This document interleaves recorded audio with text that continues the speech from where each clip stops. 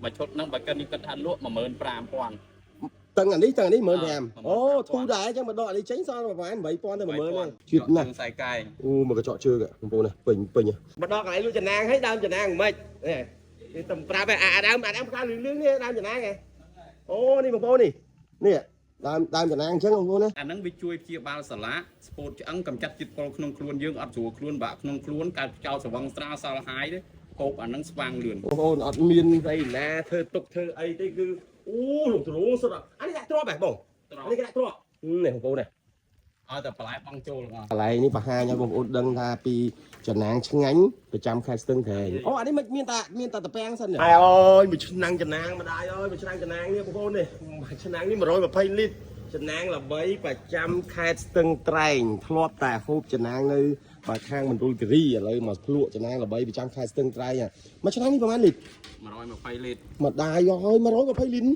ហើយអស់ហើយមួយឆ្នាំងនេះអូមក5 6ល្ងាចអស់ហើយពីច្រើនភ្ញៀវមកប្រហែលមកដល់ម៉ោង10អីគេមកហ่ะម៉ោង3អីគេមកបងប្អូននេះទៅសាញ់ខ្ញុំមកតាំងពីម៉ោងបាទ2 10ថ្ងៃអញ្ចឹងមុនប្រញាប់ចេញទៅខាងកញ្ចេះអញ្ចឹងមកបង្ហាញបងប្អូននៅចំណាងគេហៅថាចំណាងឆ្ងាញ់ប្រចាំខេត្តស្ទឹងត្រែងបងប្អូននិយាយពីថាតំណងទឹកអីបងប្អូនហើយឮថាចំណាងនៅនេះមានទាំងបាទសឡចំណាងហើយមានដើមចំណាងនៅផ្ទះនឹងប្រចាំទៀតដើមនៅខាងណាវិញអូអាដើមផ្កាលឿងហ្នឹងហ៎អូបងប្អូននេះមានតាំងពីដើមចំណាងប្រចាំកន្លែងហើយនេះតំណងណាបងប្អូនមើលចំណាងនេះចំណាងបងប្អូនខ្លះធ្លាប់ហូបនៅខាងខេត្តមណ្ឌលគិរីខេត្តអីផ្សេងគ្នាតែចំណាងនៅខាងស្ទឹងត្រែងនេះប្លែកបន្លែមានអីខ្លះឲ្យតែបន្លែបងចូលអស់ត្រួយល្ពៅធៀងក្រៅត្រាប់ក្នុងរងាស់វា2យប់2ថ្ងៃឲ្យវាលួយអស់សល់តែពាំងឬស្នៀតពោតអូបន្លែតំណងណាហើយនេះមកឈុតវាឈុតខ្មងមកឈុតហ្នឹងបើកិននេះគិតថាលក់15000តឹងអានេះមើលតាមអូធូរដែរអញ្ចឹងមកដកនេះចេញសល់ប្រហែល8000ទៅ10000ហ្នឹងអូចំណាងប្រចាំខេត្តស្ទឹងត្រែងនេះតម្លៃគឺ special បងប្អូនហើយនេះ logo ចំណាងហ្នឹងបងប្អូនមកស្ទឹងត្រែងចង់ហូបអីមកបានហើយទីតាំងគឺធំទលាយបងប្អូនទីតាំងគឺធំទលាយមែនតើដោយសារខ្ញុំមកមុនណាបាទភ្ញៀវទៅចេញទៅបដានេះបាទទីតាំងគឺធំទលាយណាស់បងប្អូនអើយអញ្ចឹងអ្នកដែលចង់ញ៉ាំចំណាងឆ្ងាញ់នៅខាងខេត្តស្ទឹងត្រែងអាចមកបានបាទហើយយើងមកមើលទឹកចំណាងបងប្អូនណាអូមួយឆ្នាំង120លីត្រហើយអស់ហើយមិនត្រឹមតែមួយឆ្នាំងហ្នឹងដូចជាមានស្ងោនៅពីក្រោយធ្វើនៅពីក្រោយនោះប្រហែលឆ្នាំងទៀតត្រូវហ៎2ឆ្នាំងទៀតបងប្អូនអូលក់ដាច់ណាស់នេះចំណាងរូបមន្តនៅខាងស្ទឹងត្រែងបងប្អូនអ្នកណាខ្លះចូលចិត្តញ៉ាំចំណាងហើយនេះសាច់គេមានសាច់បន្ថែមអូអានេះសាច់អីគេនេះអានេះឆ្អឹងចនីស្បែកអូតំណងណាមកសាច់គេបងប្អូនណាមានតាំងពីឆ្អឹងចនីមានតាំងពីស្បែកហើយអាទឹកចំណាងនេះគឺខាប់ប៉ែចេះអូជាតិណាស់សាយកាយអូមកកញ្ចក់ជើងបងប្អូនណាពេញអញ្ចឹងបងប្អូនណាដែលមកលេងខេត្តស្ទឹងត្រែងចង់ហូបចំណាងឆ្ងាញ់នេះខ្ញុំដាក់ផ្លាកដាក់ឈ្មោះលេខទូរស័ព្ទឲ្យតាក់ទងអូមកស្បែកមកតំណងមកស្បែកអីបងប្អូនហើយទីតាំងគឺធំទលាយបងប្អូនណាទីតាំងគឺធំទលាយឥឡូវខ្ញុំនាំបងប្អូនឲ្យទៅមើលនៅដើមចំណាងតិចកុំឲ្យថាមកដល់កន្លែងលក់ចំណាងហើយដើមចំណាងមិននេះតំប្រាប់ដើមផ្កាលឿងនេះដើមចំណាងហ៎អូនេះបងប្អូននេះដើមចំណាងអញ្ចឹងបងប្អូនណាមានលក់ចំណាងហើយមានដើមចំណាងនៅផ្ទះស្រាប់អញ្ចឹងហ្មងអានេះគ្រាន់តែដាំលម្អអត់មានបេះវាយកដាក់ហ៎មួយឆ្នាំងវាប្រើ2-3គីឡូមួយឆ្នាំងវាត្រូវប្រើប្រហែលគីឡូអានេះមួយឆ្នាំងធំហ្នឹង3គីឡូអូមួយឆ្នាំងធំត្រូវដាក់3គីឡូនេះ120លីត្រស្លឹកវាពណ៌អញ្ចឹង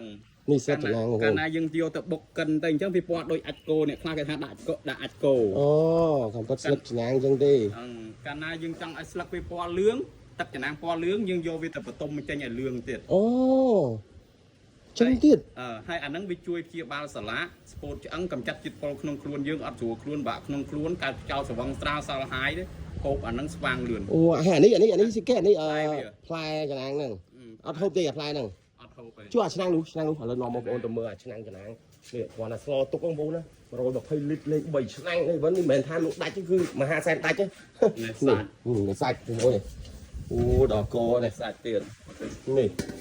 អ្នកដែលចូលចិត្តញ៉ាំចំណាងត្រូវណានេះមកដល់ទីតាំងនេះប៉ិតបងប្អូនអត់មានស្អីណាធ្វើទុកធ្វើអីទេគឺអូលោកទ្រូងសុទ្ធអានេះដាក់ទ្របហ៎បងអានេះគេដាក់ទ្របនេះបងប្អូននេះឲ្យតែបន្លែបងចូលបងអូ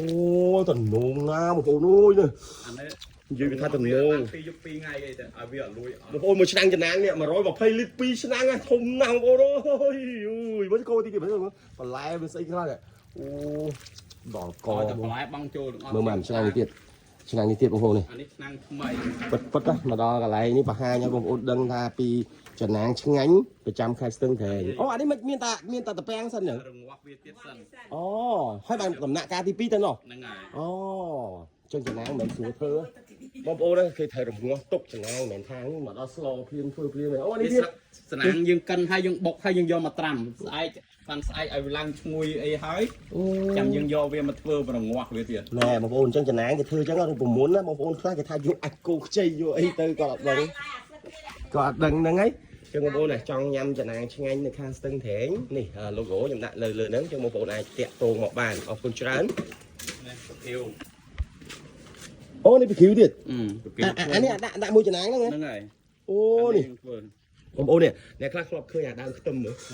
នេះតែនេះគេធ្វើបែបចែកនេះ វាមានខ្ទឹមក្រហមកូនខ្ទឹមបកគៀវក៏លាយគ្នាទាំងអស់ អូតំណងបងប្អូនអញ្ចឹងចង់ហូបចំណាងឆ្ងាញ់ប្រចាំស្ទឹងត្រែងអាចមកបានណាបងប្អូនលេខទូរស័ព្ទអីខ្ញុំដាក់លើហ្នឹងហើយអរគុណច្រើនបងប្អូនទាំងអស់គ្នាអរគុណ